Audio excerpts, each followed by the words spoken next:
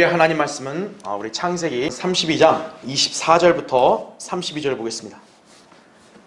자, 여러분 읽을 때 여러분도 눈으로 잘 보시고 이 장면을 여러분 잘 한번 연상해 보세요. 자, 야곱이 홀로 남았는데 어떤 사람이 거기서 야곱과 날이 셀 때까지 맞붙어 싸우다가 그 사람이 야곱을 이기지 못하는 것을 알고는 야곱의 넓적다리에 우묵한 곳을 치니 야곱의 넓적다리에 우묵한 곳이 그와 싸울 때에 위골되었더라. 그 사람이 말하기를 날이 새니 나로 가게 하라 하니 야곱이 말하기를 당신이 나를 축복하지 아니하면 가게 하지 아니하겠나이다 하였고 그 사람이 야곱에게 말하기를 내 이름이 무엇이냐 하니 그가 말하기를 야곱이니이다 하더라. 그 사람이 말하기를 내 이름이 더 이상 야곱이라 불리지 아니할 것이요 이스라엘이라 불리리라. 이는 내가 통치자로서 하나님과 사람들과 더불어 겨루어 이기었음이니라 하니 야곱이 그에게 물어 말하기를 내가 간구하오니 당신의 이름을 말해주소서 하니 그가 말하기를 어찌하여 내 이름을 묻느냐 하며 거기에서 야곱을 축복하더라. 그러므로 야곱이 그곳의 이름을 푸니엘이라 하였으니 이는 내가 하나님을 대면하여 보았지만 내 생명이 보존되었도다 함이더라. 그가 푸누엘을 통과할 때에 해가 그 위에 솟았고 그는 그의 넓적다리를 절뚝거렸더라. 그러므로 이스라엘 자손들이 오늘까지도 넓적다리의 우묵한 곳에 있는 줄어든 큰 힘줄을 먹지 아니하였으니 이는 그 사람이 야곱의 넓적다리의 우묵한 곳을 쳐 큰 힘줄이 줄어들었기 때문이라. 이렇게 말씀을 하고 있는 것이죠. 여러분, 날이 셀 때까지 야곱이 지금 어떤 사람과 붙었죠? 그렇죠? 그리고 이제 그 사람이 떠나니까 해가 떴죠. 야곱은 그 사람을 밤새 붙잡았다는 거죠. 네. 야곱이 이 사람을 이겼다. 그래서 이스라엘이라는 이름을 하나님께서 부여해 주신 것이죠. 자, 구체적으로 이 본문에는 어떤 의미들이 있는지 살펴보겠습니다. 자, 먼저 1번 보세요. 야곱과 맞붙어 싸웠던 여러분 어떤 사람, 24절에는 어떤 사람이라 나오죠? 자, 이 사람은 누굴까요? 다름 아닌 주의 천사였다라는 것을 알 수가 있습니다. 자, 그것을 입증하는 구절은 거기 교환에 기재해놨죠. 호세아 12장 3절부터 5절에 이렇게 나옵니다. 자, 거기 보면 여기서 그는 야곱을 가리켜요. 태에서 그의 형의 발 뒤꿈치를 잡았고 이렇게 나오죠. 우리 창세기 공부할 때 우리가 다 살펴봤잖아요. 리브카의 태에서 잉태할 때 야곱이 형 발꿈치를 잡았잖아요. 그 다음에 잘 보세요. 또 자기 힘으로 하나님과 힘을 겨루었도다 이거죠. 정녕 그가 천사와 힘을 겨루어 이겼고 그가 울며 그에게 간구하였으며 이렇게 나오죠. 바로 이게 언제 있었던 일이에요? 지금 창세기 32장에서 야곱이 지금 이 사람을 붙들고 씨름하는 바로 그 내용을 가리키는 거죠. 자, 여기서 말하는 게 뭡니까? 하나님과 힘을 겨뤘다 그랬죠. 바로 여기에 어떤 사람이 누구란 걸 알 수 있는 거예요? 하나님이시라는 걸 알 수 있는 거죠. 그가 우리와 말하였으니 곧 만군의 주 하나님이시요 주는 그의 기념이니라. 호세아 12장 3절부터 5절에 말씀하고 있는 거죠. 자, 밑에 괄호 1번 보세요. 성경에서 천사는 나타나고자 하는 자의 현현이다. 제가 여러 번 이렇게 언급을 했죠. 자, 그래서 이때 주의 천사람은 말 그대로 주님의 현현이다라는 거죠. 자, 여러분은 하나님 자체를 볼 수 있어요, 없어요? 볼 수 없죠. 근데 하나님께서 그런 인간들에게 보이도록 나타나시려면 현현을 해야 된다는 거죠. 사람으로 현현을 해야 된다. 그게 바로 주의 천사라는 얘기죠. 그래서 야곱이 이렇게 고백했던 것이죠. 내가 하나님을 대면하여 보았지만 내 생명이 보존되었도다. 30절 이렇게 나오죠. 방금 그 위까지는 어떤 사람이었는데 야곱이 그 사람, 천사와 붙고 나서 야곱이 고백하는 게 뭐예요? 내가 누굴 보았다? 하나님을 보았다 얘기하는 거죠. 네. 이 표현은요, 하나님 자체를 직접적으로 보았다는 말이 아니에요. 바로 현현하신 분과 대면했다는 의미다라는 것을 여러분이 알아야 됩니다. 자, 우리가 여기서 하나만 좀 짚고 가면은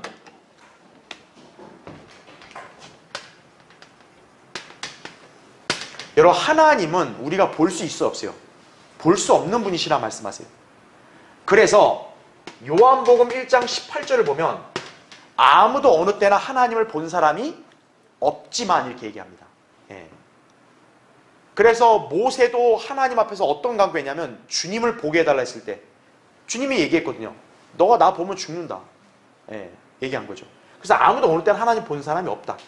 그래서 디모데전서 6장 16절에 보면 볼 수 없는 분이시다 이렇게 나옵니다. 자, 그러니까 이거를 보면은 하나님 자체는 우리가 볼 수 있다 없다? 볼 수 없다는 거죠. 예. 그런데 또 성경에서는 이와 반대로요, 하나님을 본다라는 말을 써요. 자, 출애굽기 24장 10절을 보면은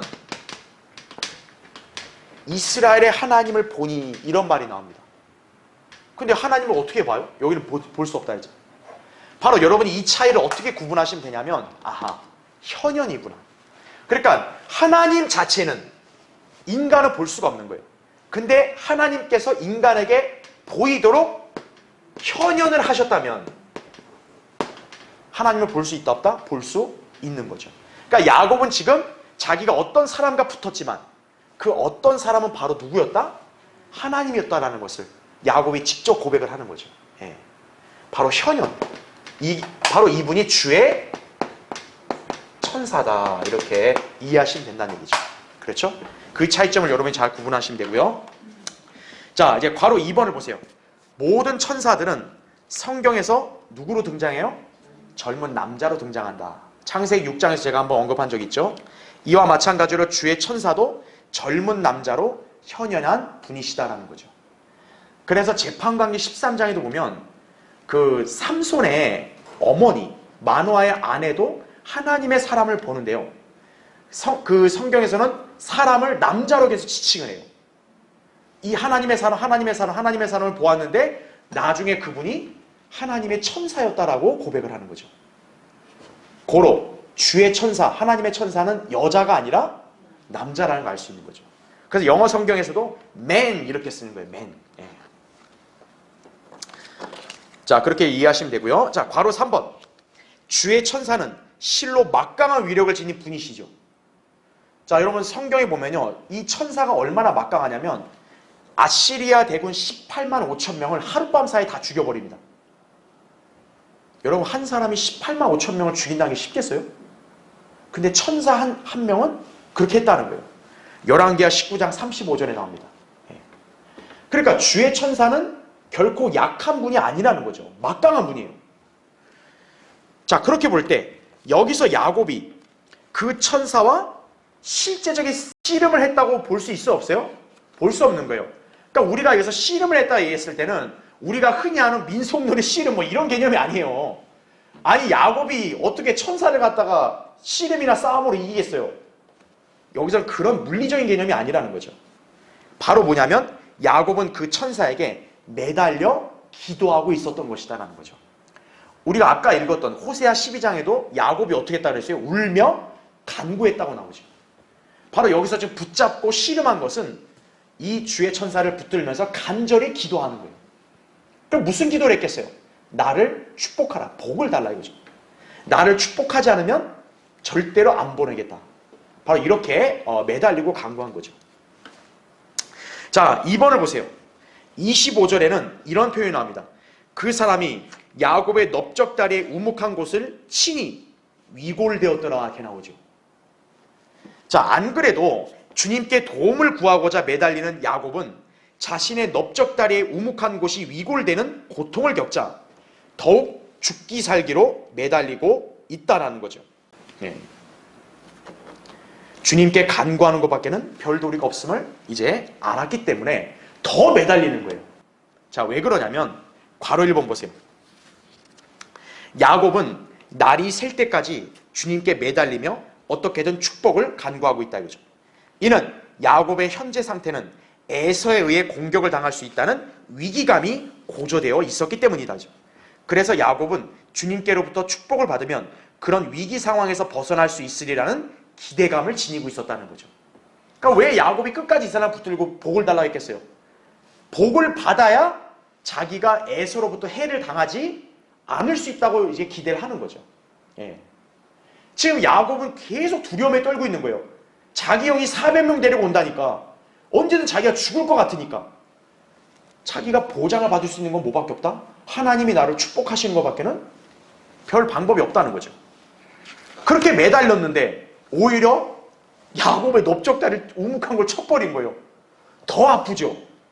그럼 어떻게 해야 돼요? 더 매달릴 수밖에 없는 거죠. 자, 괄호 2번 보세요.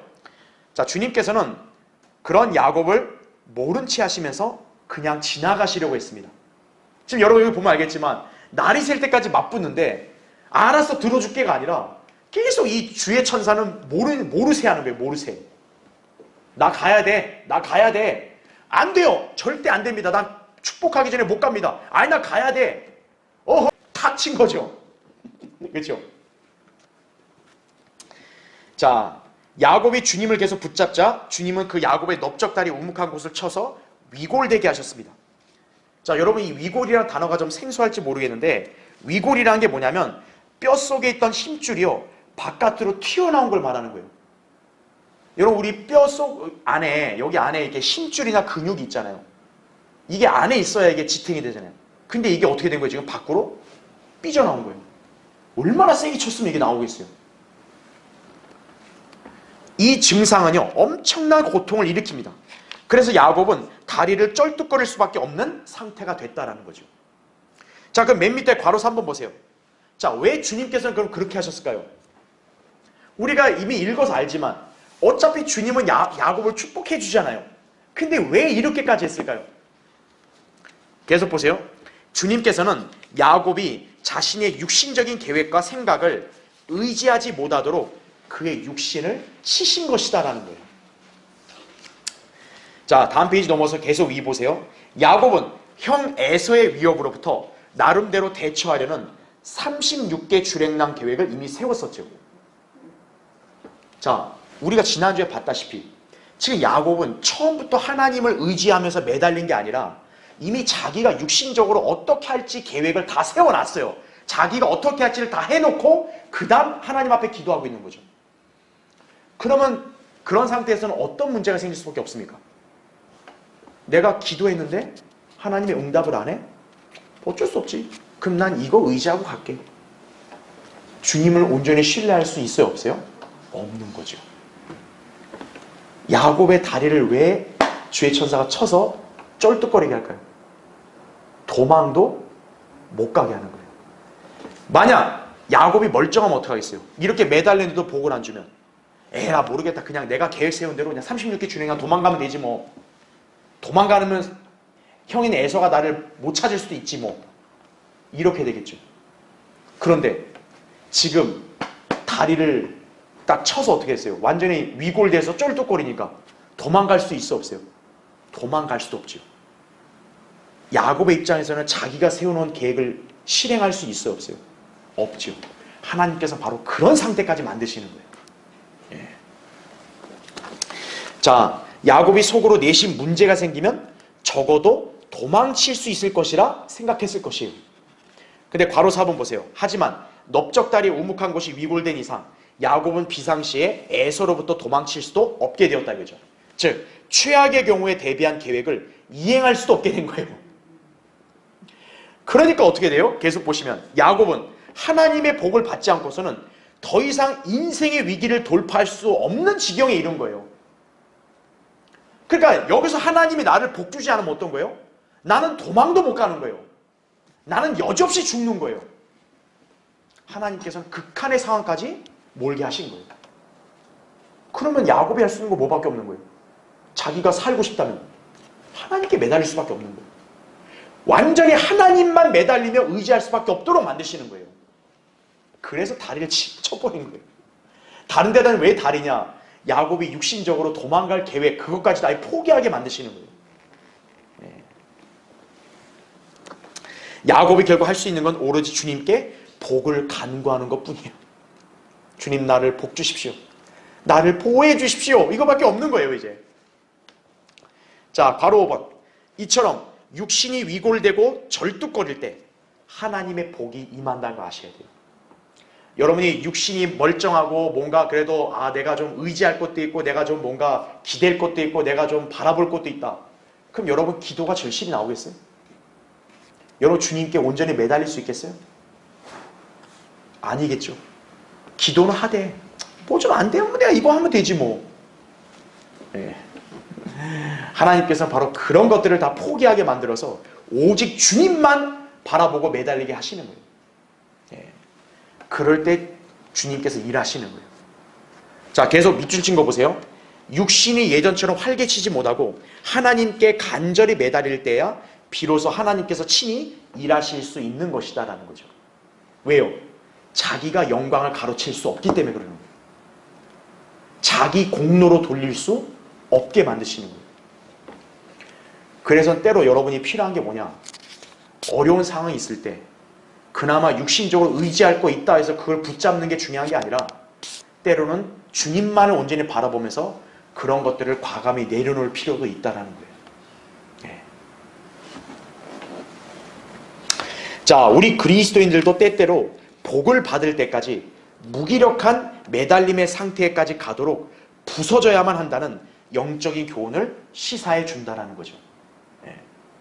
그래서 우리가 알아야 될 게 나는 지금 너무 간절하고 나는 지금 굉장히 절체절명의 상황이라고 생각하는데 왜 하나님께서는 도우심의 손길을 빨리 안 펼쳐주십니까? 이거예요.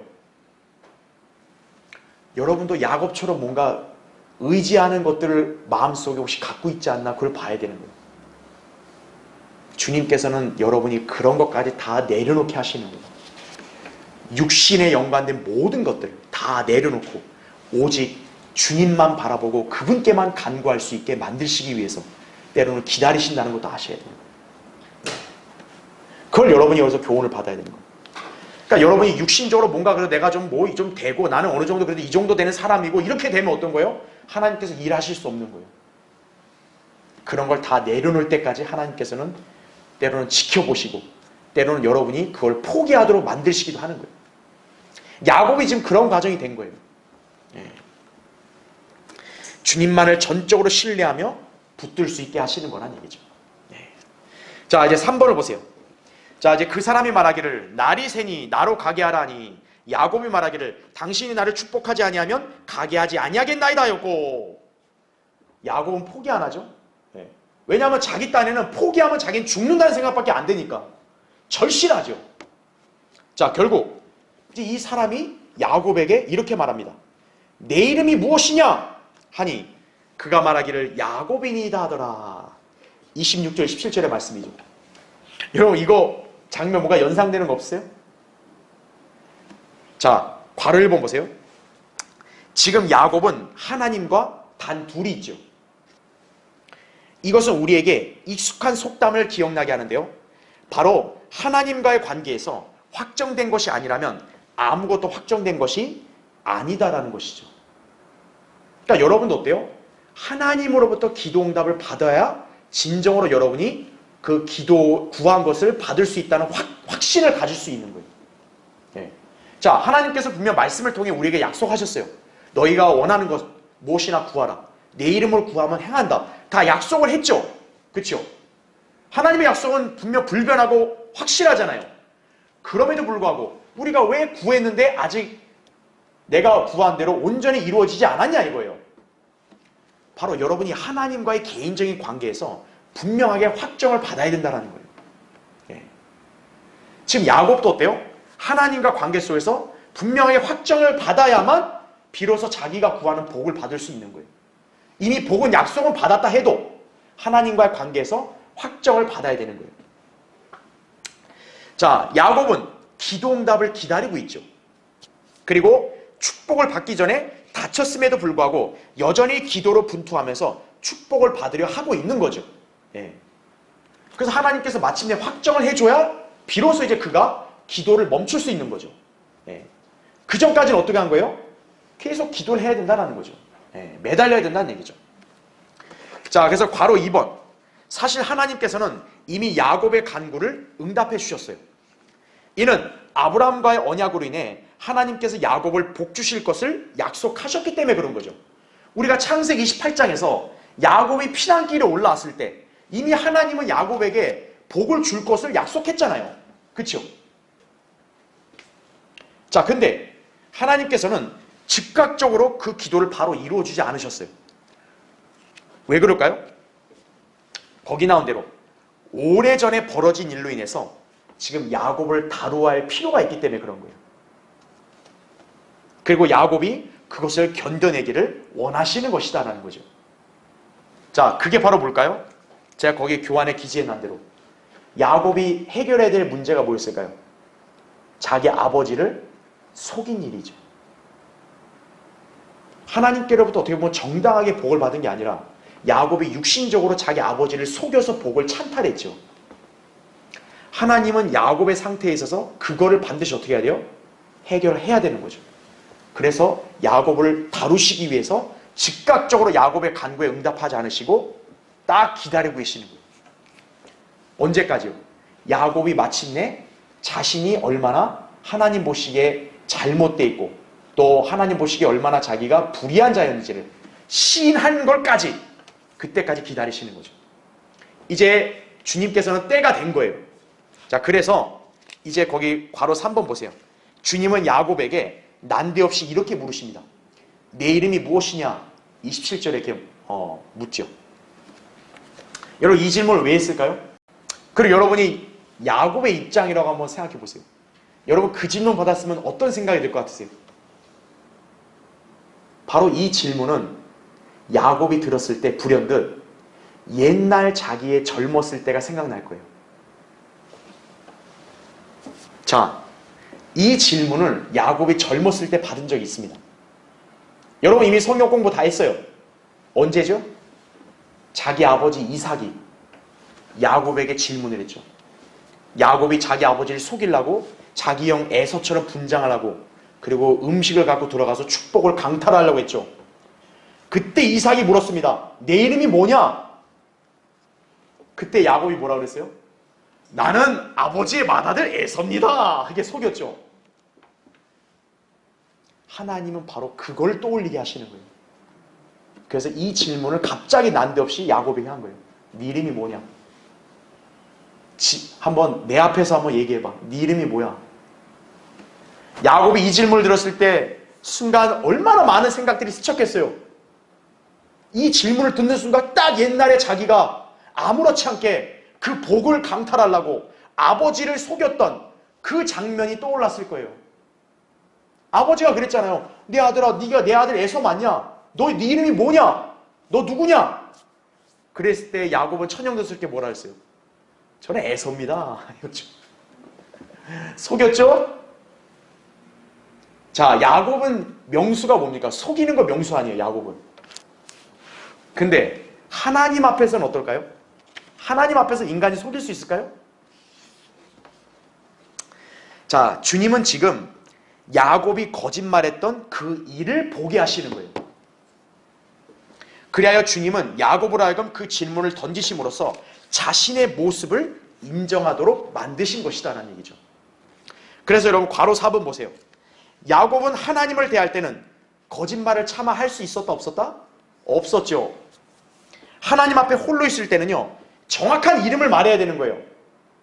여러분도 하나님 앞에서 기도하고 하나님께 뭔가 서원하고 간구할 때 주님이 여러분에게 뭔가를 물었다 이거예요. 그럼 여러분 하나님 앞에서 정직해야 되는 거예요. 너 원하는 게 뭐냐 이거예요. 넌 지금 뭐가 문제냐? 정확하게 얘기해야죠. 근데 인간 어떤 거예요? 하나님 앞에서도 체면치레 하려는 거예요.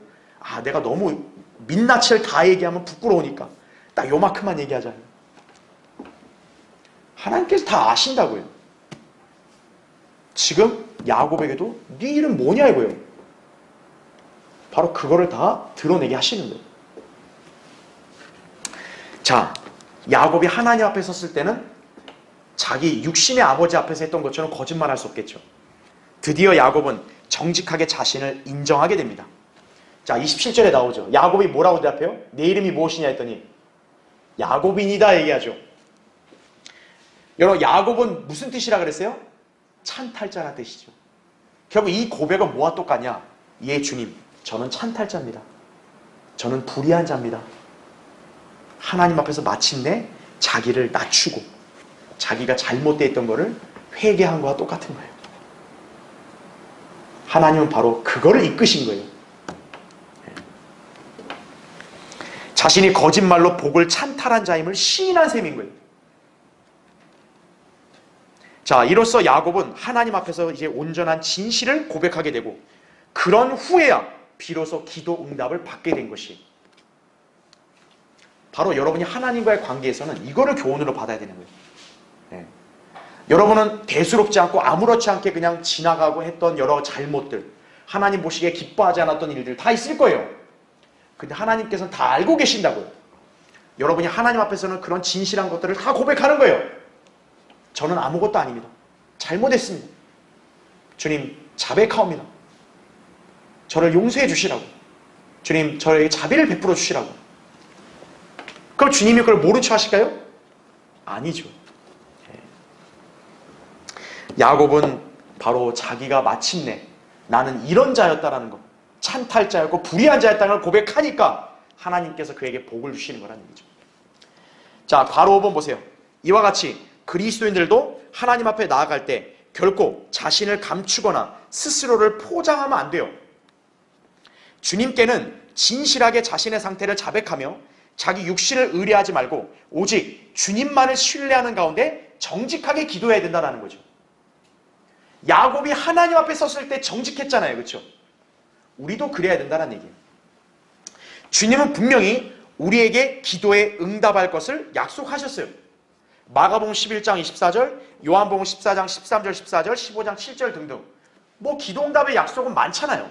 그렇죠?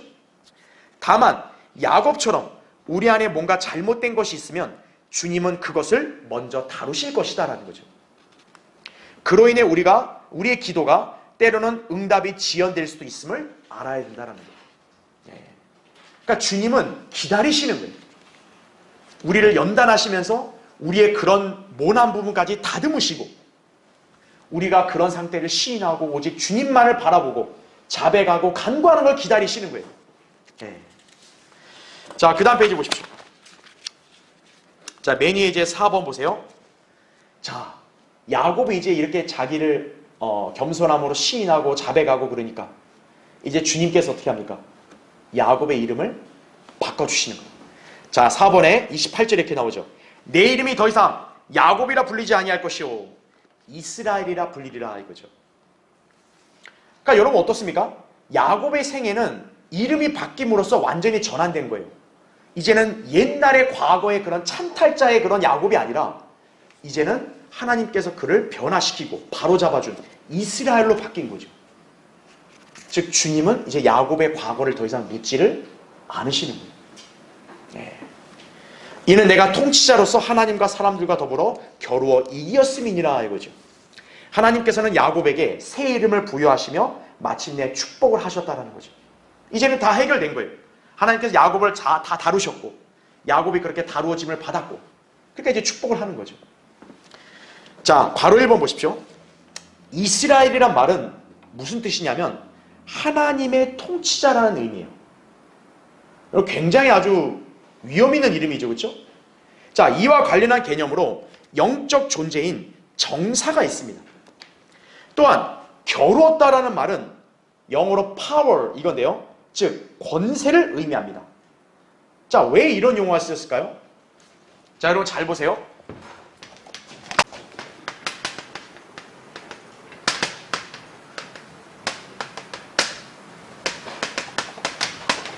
자, 하나님의 통치자를 했잖아요. 이 통치자가 성경에서 영어로 뭐냐면 프린스예요. 우리가 왕은 킹이잖아요. 왕보다 좀 아래 통치하는 통치자, 프린스라고 얘기하거든요. 그래서 이스라엘이 하나님의 통치자라는 이름이 뜻인데, 자, 이 이름이 주어진 것은 중요한 어떤 표적입니다. 의미예요. 자, 어떤 의미냐면, 자, 여러분 이 통치라는 개념 있죠. 통치자. 이게 또 어떤 성경에서 연관성 있는 용어로 쓰이냐면 정사라는 말, 여러분 성경에서 많이 봤죠. 정사. 이 정사가 이 프린스의 어원과 같은 말이에요. 그래서 영어로는 교환해도 있으니까 보시면 돼요. 프린스팔리티, 즉 통치와 관련된 거예요. 정사. 자, 이스라엘이라는 이름을 줬는데 왜 하필 정사와 연관을 시켰냐 이거예요. 또 지금 이스라엘 이 뜻이 뭐였어요? 하나님과 어떻게 했다? 겨루었다는 거죠. 여러분 여기 겨루었다 있잖아요. 이게 영어 성경으로는 뭐냐면 파워입니다. 파워. 여러분 파워는 뭐예요? 우리 뭐 사람들끼리 내가 이 정도 파워가 있어 그러잖아요. 권력이죠. 바로 이게 뭐냐면 권세입니다. 권세. 권세. 그러면 왜 야곱이 하나님의 사람과 겨루어서 이긴 하나님의 통치자라는 말을 썼는데 왜 이게 이 말과 이 의미와 연관이 있냐라는 거예요. 자, 결론부터 말씀드리면 야곱이 이 이름을 받음으로써 정사와 권세를 이렇게 지닌 영적인 존재가 형성이 됐다는 거예요.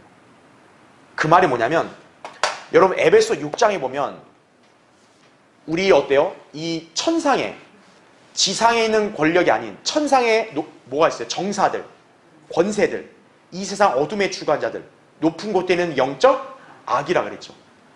우리가 다니엘 공부할 때만 떠올려 보세요. 다니엘 10장에 보면 다니엘이 주님께 기도하는데 주님이 다니엘의 기도에 응답하러 내려오는데 21일간 페르시아의 통치자에게 맡겼다고 나옵니다. 그러니까 제가 예전에 여러분 얘기했죠. 그 페르시아 통치자는 지상의 왕이 아니라 그랬죠. 바로 누구라고요? 천상의 영적인 존재라 그랬죠. 바로 정사죠. 예. 그래서 우리가 예전에 공부했던 내용이 뭡니까? 지상의 나라와 왕은 그걸 대표하는 천상의 영적인 존재가 있다고 말씀드렸죠.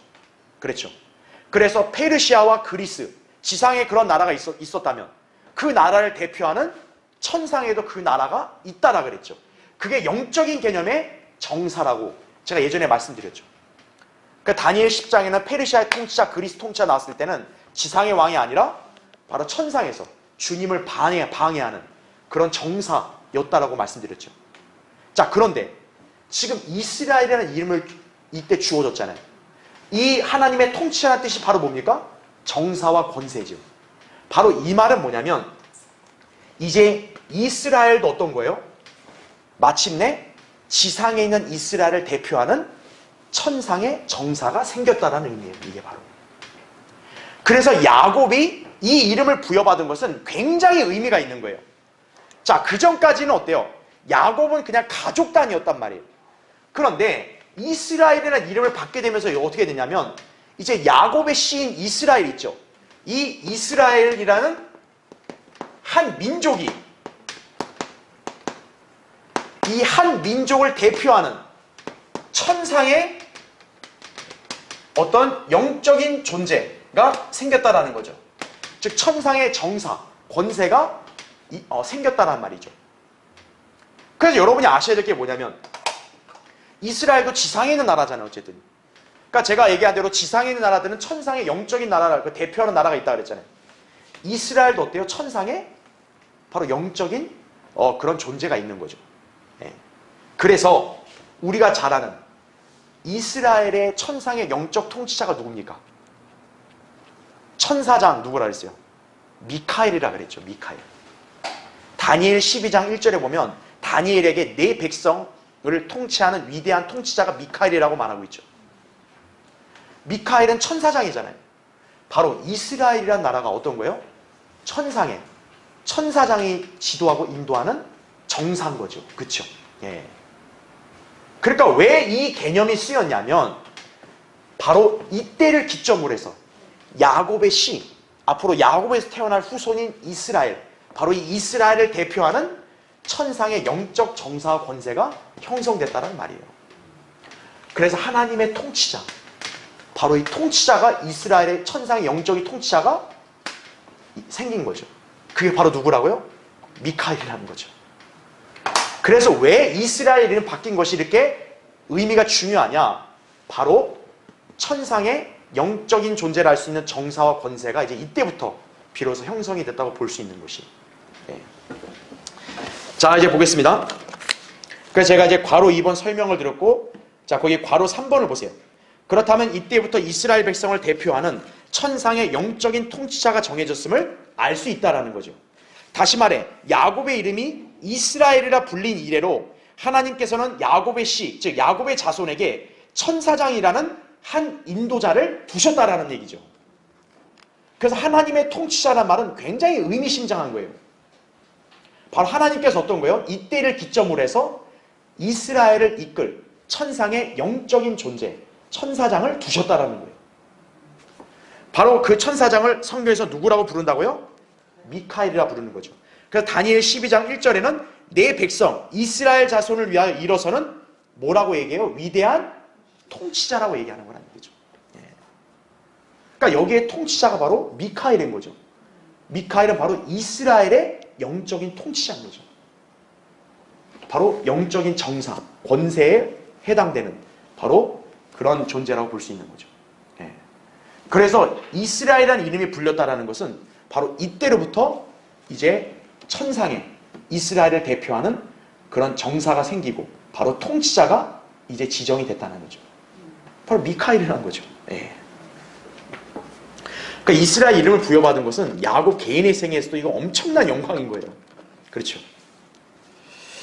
자, 가로 4번. 결국 여기서 야곱이 이스라엘이라는 이름이 주어진 것은 그의 백성에게 하나의 표적이 된 것이다. 그것은 바로 하나님께서 야곱의 씨를 그분의 백성이자 민족으로 확정하신 것이다라는 얘기죠. 천상에도 그를 대표하는 존재가 있다면 지상에 없을 리가 없는 거죠. 자, 야곱은 하나님으로부터 위대한 축복을 받은 것이다 이거죠. 자, 여기에는 야곱이 그토록 걱정했던 에서의 위협이 완전히 해결되었음을 의미하기도 하는 거죠. 에서가 이스라엘을 완전히 없앨 수 있겠어요? 못 없애죠. 완전히 이렇게 정해졌는데. 그렇죠. 자, 이제 밑에 5번을 보세요. 자, 29절에 이제 야곱이 이렇게 묻습니다. 내가 간구하오니 당신의 이름을 말해 주소서. 그랬더니 이 주의 천사가 이럽니다. 어찌하여 내 이름을 묻느냐? 이렇게 나오죠. 자, 천사가 이름을 밝혀요, 안 밝혀요? 안 밝힙니다. 왜 안 밝힐까요? 그 이유는요, 당시 그것이 뭐였기 때문에 그래요? 비밀이었기 때문에 그럽니다. 비밀. 그러나 성경을 유의해서 읽은 성도들은 그 비밀이 바로 인간으로 태어나실 하나님의 아들의 이름임을 알 수 있는 거겠죠. 그렇죠. 자, 우린 이미 알죠. 주의 천사는 성육신하기 이전에 예수 그리스도라는 걸 우리는 다 알고 있습니다. 근데 구약 성도들은 그걸 알아요, 몰라요? 모르죠. 하나님께서는 그들에게 그 이름을 계시해 주셨다, 안 해주셨다? 안 해주셨다라는 거죠. 왜요? 하나님의 아들이 아직 이 땅에 태어나지를 않았기 때문에 그럽니다. 자, 그래서 여러분 한번 찾아볼게요. 재판관계 13장 보세요. 자, 여러분 재판관계 13장 보면요, 3절을 한번 보세요. 지금 이제 삼손의 어머니에게 나타난 거예요. 3절에 주의 천사가 그 여인에게 나타나 그녀에게 말씀하시기를 이렇게 얘기하죠. 주의 천사라 얘기하죠. 근데 6절을 보세요. 그때 그 여인이 와서 자기 남편에게 구하여 말하기를, 이제 천사가 나타나서 이 여인에게 다 얘기해주고 떠났어요. 그러니까 이 여인이 자기 남편에게 온 거예요. 남편에게 구하여 말하기를 하나님의 사람이 내게 왔는데, 자, 그의 용모는 하나님의 천사의 용모같이 심히 두려워서 내가 그에게 어디서 왔느냐고 묻지도 아니하였고 그도 내게 자기 이름을 말하지 아니하였나이다 이렇게 얘기하죠. 자, 이 삼손의 어머니는 이 주의 천사를 뭐라고 불러요? 하나님의 사람이라 부르잖아요. 하나님의 사람. 즉, 지금 이 삼손의 어머니는 이 사람이 주의 천사라는 걸 지금 여기 이 당시에는 알아요, 몰라요? 모르는 거예요. 근데 자기가 볼 때는 용모가 하나님 천사 같다. 너무 두려웠다 이걸. 이름도 못 물어봤다. 이렇게 얘기했단 말이에요. 자, 그러고 나서 이제 주의 천사가 이제 삼손의 아버지, 그리고 이제 이 아내 남편도 다시 이게 나타나는 거예요. 그래서 여러분 거기 17절 한번 보세요. 마노아가 주의 천사에게 말씀드리기를 당신의 이름이 무엇이니까 당신의 말씀이 이루어질 때에 우리가 당신을 존귀 여기리다 하자 이렇게 얘기하죠. 지금 이 삼손의 아버지가 이 주의 천사에게 이름을 묻는 거예요. 당신 이름이 뭐냐? 근데 18절 보세요. 주의 천사가 그에게 말하기를 그것이 비밀임을 알면서 어찌하여 내가 나의 이름을 그같이 묻느냐 하시더라 이렇게 말하죠. 지금 주의 천사는 뭐라고 얘기해요? 야, 나 누구야? 이렇게 얘기 안 하고 그것이 뭐라고요? 비밀이다 이거예요. 그 네가 왜 나한테 물어? 알면서. 결국 이름을 얘기합니까? 안 합니까? 얘기를 안 하죠. 자, 그러면 왜 그랬을까? 여러분 이제 괄호 1번을 보시면 구약에서 주님은 현현하여 천사로 종종 나타나셨죠. 그러나 당시 사람들은 그분을 정확하게 알아보지 못하고 단지 하나님의 사람 정도로만 인지했었다라는 거죠. 거기 제가 참조구절 써놨는데 히브리서 13장 2절도 보면 자기가 대접한 게 천사인지도 모르고 대접한 사람도 있었다 그러잖아요. 그렇죠? 그러니까 구약에서는 이 주의 천사에 대해서 자세한 계시를 안 해준 거예요. 자, 괄호 2번 보세요. 더군다나 당시 사람들은 주의 천사의 이름을 물었어도 그것이 알려지지 않았다라는 거죠. 그래서 여기서도 지금 만화가 물었을 때도 비밀임을 알면서 왜 물어? 이러잖아요. 자, 물론 이들은 주의 천사를 누구로 알아보긴 했어요? 하나님으로 알아보긴 했습니다. 우리가 지금 아까 야곱도 뭐라 그랬어요? 자기가 천사를 이렇게 붙들고 나서 나중에 뭐라 그래요? 내가 하나님을 대면했다고 얘기하죠.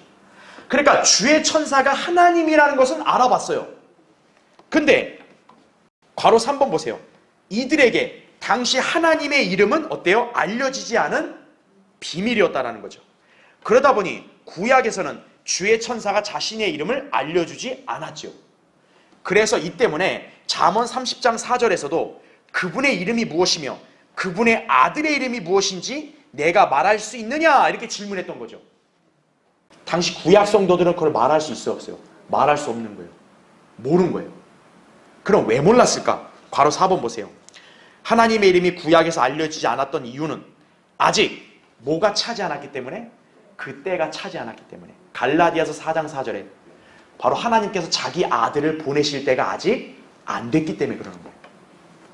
즉 하나님의 아들이 아직 나타나지 않았기에 그 이름이 계시되지 않은 것이다라는 거죠. 자, 말하자면 구약 성도들은 주의 천사를 하나님으로는 불렀지만 주님께서 성육신하셔서 나타나실 때에 주어질 그 이름은 그들에게는 비밀이었던 셈이다라는 거죠. 그러니까 구약 성도들은 예수라는 이름을 알아요, 몰라요? 모른다는 거죠. 하나님의 아들이 성육신에서 태어나지 않았기 때문에, 그때가 안 됐기 때문에 그들은 하나님의 아들의 이름을 모르는 거예요. 그 하나님의 아들이 과거에는 주의 천사로 나타난 건데 당연히 그걸 알 수가 없는 거죠. 왜? 그건 주의 천사지 하나님이 인간으로 태어난 게 아니잖아요. 그러니까 그 이름이 알려질 수 있어, 없어요? 없는 거예요. 그래서 비밀이라는 거죠. 그래서 괄호 5번 보세요. 그러다가 이제 때가 되어 하나님의 아들이 오심으로써 그분의 이름이 모임을 알게 돼요. 예수라는 걸 이제 알게 되는 거죠. 마태복음 1장 21절에 자기 백성을 구원하신다. 그렇죠? 그리고 사도 요한에 의해서 그분이 뭐이심도 계시되었다고요? 말씀이심도 계시가 된 거죠. 요한복음 1장 1절과 요한일서 1장 1절이죠. 그렇죠? 바로 태초에 말씀이 계셨고 그러면서 나오잖아요. 그렇죠? 자, 그런데 잠언 30장 4절 5절에서는 하나님의 이름과 함께 그분의 아들의 이름을 거론하면서 바로 그 뒤에 뭐를 언급하고 있어요? 하나님의 말씀을 언급하고 있어요. 여러분 이해를 돕기 위해서 한번 찾아볼게요. 잠언 한번 마지막 찾아보세요. 30장. 자, 거기 잠언 30장 4절 한번 보세요. 자, 거기 매니만을 읽어볼게요. 하늘에 올라가셨다가 내려오신 분이 누구신가? 여러분 잘 알죠? 하늘에 올라가셨다가 내려오신 분 예수 그리스도죠. 근데 4절 끝에 한번 보세요. 그분의 이름이 무엇이며 그분의 아들의 이름이 무엇인지 내가 말할 수 있느냐? 이렇게 나오죠. 지금 여기 하늘에 올라갔다 내려오신 분의 이름 또 아들의 이름이란 말이 나오죠. 자, 그분의 이름과 그분의 아들의 이름 같이 언급을 해요. 그렇죠? 그건 무슨 말이겠어요? 그분의 아들이나 그분은 다 하나라는 얘기죠. 자, 이름이 뭔지를 말할 수 있냐? 이렇게 질문만 던졌죠. 그런데 신기하게도 5절을 한번 보세요. 뭐가 나옵니까? 하나님의 모든 말씀이란 말이 나오죠. 자, 성령님께서는 구약 성도들에게 이 하나님의 이름, 하나님의 아들의 이름을 알려주지는 않았지만 이렇게 간접적으로 암시를 하신 거예요. 잠언 30장 4절에서는 이름이 뭐냐 했는데 5절에 바로 뭐가 나와요? 하나님의 말씀이라고 나오죠. 아하. 바로 하나님의 이름이 뭐였다? 하나님의 말씀이었다는 거죠. 그 하나님의 말씀이 육신이 되어 나타나신 분이 바로 예수 그리스도라는 거죠. 우리에게는 이제 그게 계시가 돼서 알려졌기 때문에 다 아는 거지만 이 당시의 사람들에게는 그게 알려지지를 않았던 거죠. 그리고 주의 천사는 때가 아직 안 됐기 때문에 그거를 알리지를 않으신 거죠. 그래서 이들이 야곱도 지금 당신 이름이 뭡니까? 그러니까 네가 왜 내 이름을 물어? 이렇게 주의 천사가 얘기하잖아요. 무안하겠죠. 네. 때가 안 됐기 때문에 이름을 밝히지 않으신 거다라는 거죠. 네. 자, 바로 이 하나님의 말씀, 그 아들과 그분이 똑같이 참 하나님이시다라고 요한일서 5장 20절에 사도 요한이 증언하고 있죠. 그렇죠? 네. 참 하나님이시다 그죠? 자, 마지막 6번을 보세요. 31절에 이런 표현을 합니다. 그는 그의 넓적다리를 절뚝거렸더라 이렇게 나오죠. 자, 이제 야곱을 축복을 했어요. 이제 여러분 이거 이제 창세기 32장 거기 이제 30절 31절 보면 이제 야곱을 축복을 합니다.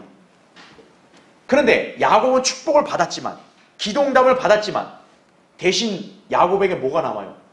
위골돼 가지고 쩔뚝거리게 됐죠. 자, 여기서 우리가 얻을 수 있는 영적인 교훈은 뭐냐? 모든 성도들은 늙어서까지도 옛 성품으로 인해서 괴로움 당한다는 사실이다라는 거예요. 네.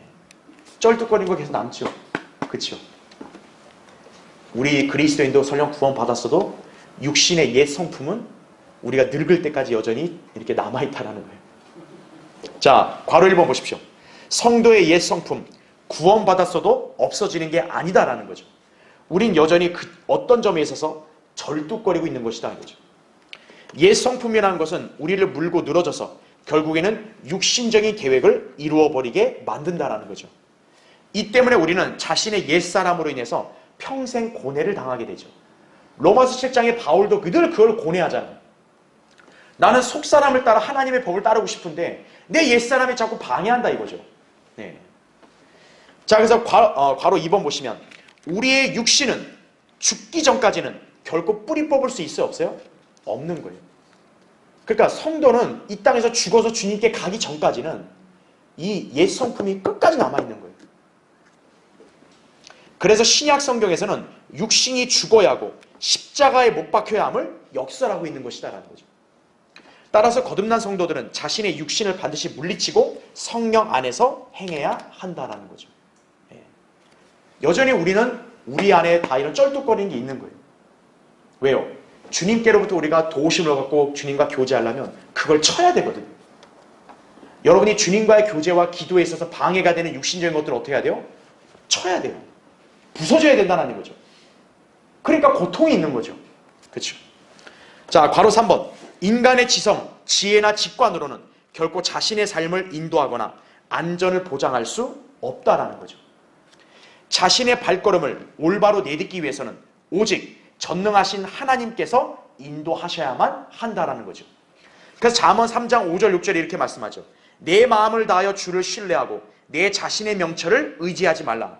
내 모든 길들에서 그를 인정하라. 그리하면 그가 내 길들을 어떻게 하신다고요? 지도하신다는 거죠. 예. 이렇게까지 돼야 된다는 거예요. 예. 그래서 괄호 4번. 성도는 스스로 충분한 삶을 살 수 없어요. 우리가 인생에서 진정한 만족을 누리려면 하나님을 신뢰해야 한다는 거죠. 그래서 고린도서 3장 5절에 이렇게 말씀하죠. 우리의 만족이 하나님께로부터 난 것이기 때문이라 이렇게 말씀하고 있는 거죠. 네. 여러분이 옛 성품을 따라 행하면 만족스럽냐? 만족스럽지 않아요. 항상 불만만 가득한 거예요. 다 해놔도 뭔가 공허하고. 근데 여러분이 하나님을 따라 행하고 하나님의 마음에 따라서 하나님 말씀대로 실행하잖아요. 여러분은 그 어떤 것과 비교할 수 없는 만족을 누리는 것이에요. 예. 하나님께로부터 복을 받았다. 하나님의 도우심을 받았다. 그 만족은 큰 것이에요.